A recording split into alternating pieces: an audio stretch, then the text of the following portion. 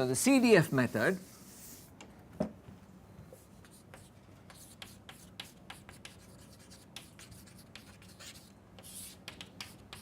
find the CDF of y. This is most general. Remember, we've said several times that the CDF is certainly more general than the PDF, right? It exists for any random variable, discrete or continuous. It's just that analytically it's not convenient, but maths doesn't care about analytical convenience, right?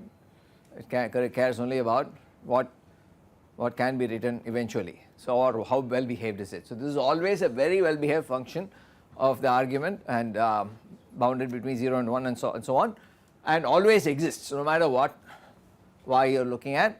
So, for all of these reasons all textbooks always start with the CDF of y. So, that actually turns out, I mean, even though okay, so let us illustrate it with some example graphically rather than so basically I want to find the probability that y is less than some number y for all y in omega y. So, here we are going to assume that this omega y is a continuous interval, right, and not discrete. As I said, if you have discrete to discrete, you are only looking at PMS, so that is completely outside the purview of this discussion, right. We are not going to use CDF for that again. We are going to use CDF as a general tool, right, which turns out is going to only way to handle this flat, right, the example of the flat G. The CDF does not care what kind of G you have essentially, right. Works for any G, any fx or fx. So, it does not matter how I write the input specification, I can write it as a CDF, I can write it as a PDF, if a PDF is is possible. G can be anything, flat, whatever, the CDF can always be written. So, for example, you take that right, if you take this flat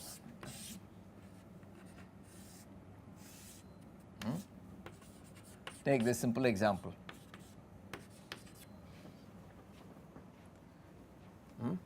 Let us say this is my omega x. So, that now omega y, what is supposing, so what is omega y? First thing as I said always is to find this. What is that in this particular example?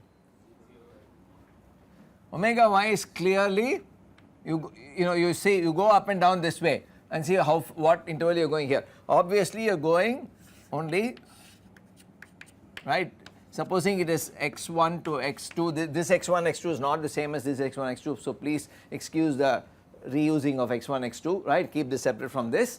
So, if this goes from x1 to x2, but x1 is less than 0, let us say, or no, it does not matter, okay, let us say x1 is less than 0 just for the sake of argument, right. So, and if this is g of, okay, this is let us say y equal to x again, right, I am taking the simplest case of the half wave rectifier as it's found, as it's called here, right. So, remember there are no diodes and no cut in voltages and all, right, half wave rectifier is ideal, it is 0 for, right, less than 0 and right, it gives you the same value for x greater than 0, right. So, this is the point y equal to, so this is x2, this will be x2 here again, right. So, what is omega y? Let us say it is a closed interval 0 to x2. Obviously, 0 now in this case is very much counted, it has to be closed, right. You cannot by any stretch of the imagination write 0 as an open interval in this case, right. So,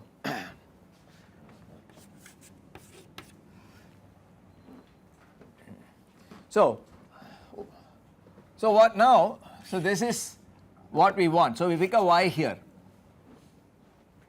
So, we are assuming x2 is positive.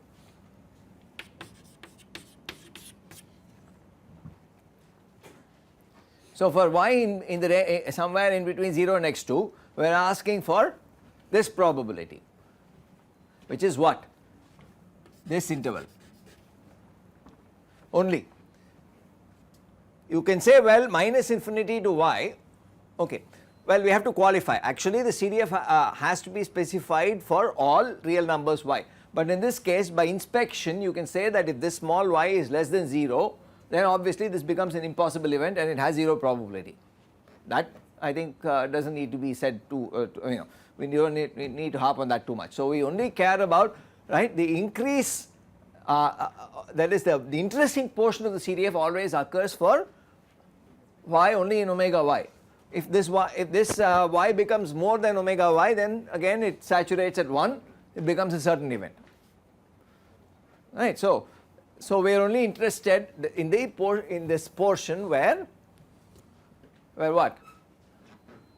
Something interesting is happening in this output CDF. It's not 0 or it's not 1. Okay. So supposing I pick y for 0 less than y less than x2. Supposing I pick some number in this range, which is here, then probability that y is less than equal to y will be the probability that 0 is less than equal to y less than equal to y, right.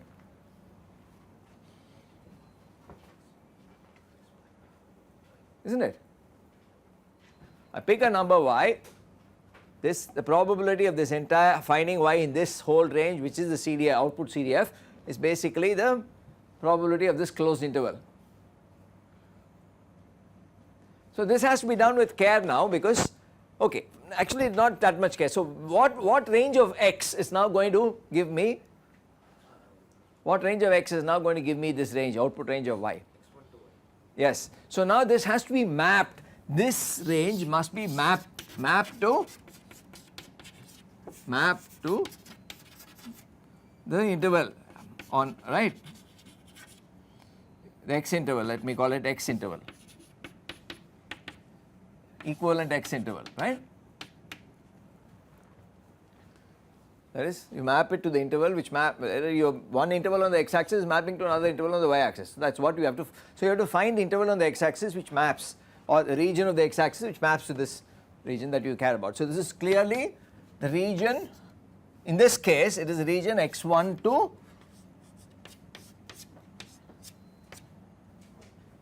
y. So I have to, instead of, in place of, okay, I start with this y, I go down, I obviously get the same y here, and so it is this. And this can be written in terms of the CDF of x, which is why I am saying, so once I have this, right, I don't need this, right, and of course G I have used, I'm not, right, I'm not obviously claiming that this is going to work for, so, right, for any G, this, all of this putting y here, putting y here, right, this y is only for this particular G. So conservation of probability now, right, this CDF is equal to this. So this can be written, right, this is now nothing but capital Fx of y minus, well, in this case it may only, right, it is possibly only this, because we are assuming that this actually x1 can be going on to minus infinity also, it does not matter in this case, right, we are right, can be, there is no reason to, in this case, right, you do not have to subtract anything, it is just simply Fx of y, isn't it? Since we will write here Fx of x1 is 0.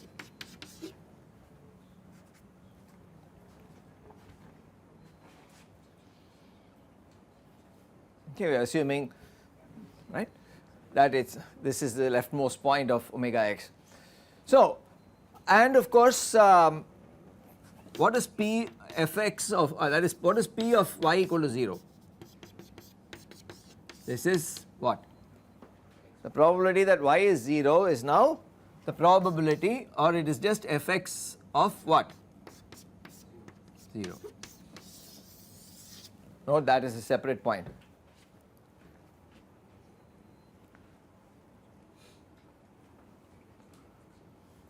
Right? By of 0 is Fx of 0, is it not? So y is no longer purely continuous, y has this finite probability at 0, and therefore the CDF is the only tool we have in this situation. So it turns out for simple cases like this, the CDF, yes, right, can be used, and then of course I don't have to say that for y more. Okay, so what is the plot of the output CDF? The plot of the output CDF shows a jump at 0. So again, right, the size of this board is always an issue for me, but I have to keep constantly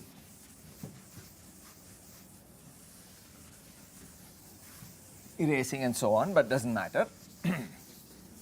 Okay, so here if I plot Fy versus y, I don't need to look at, of course, any negative values, right. So if I plot this, it will be up to 0, it is going to be 0, then at 0 it will jump to fx of 0, which we do not know what it is. I am not going to say it is half or anything, I do not know what it is, right, it depends on the statistics of x, jumps to this, and then it linearly increases, does it not? Or no, sorry, it increases, not necessarily linear, it increases according to fx of y, right, up to x2.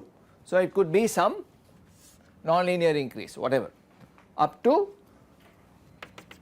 x2 in this particular case. I am assuming that x is not going to take values bigger than x2, the input random variable x is, right, not going to take values bigger than x2. So therefore at this point itself, what do I get? I get 1. So I get this, I get the jump,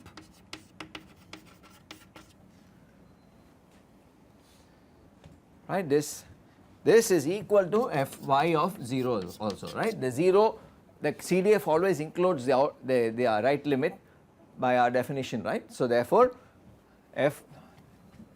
so this is Fy of 0 will become equal to Fx of 0, capital Fy of 0 becomes equal, the same as Fx of 0, so which is some finite quantity in this case.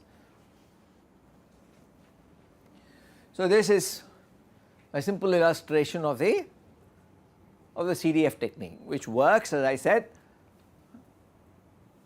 in general. It requires you to have a full specification of the input CDF, right. So input CDF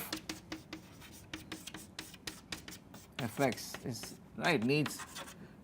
needs to be specified, and if this input CDF is a pain in the neck to specify for whatever reason, right, the output is also not going to be a pretty CDF to write down. Okay. So what we are going to do is, starting today and going into tomorrow, is to look at, is there a direct way to write the PDF.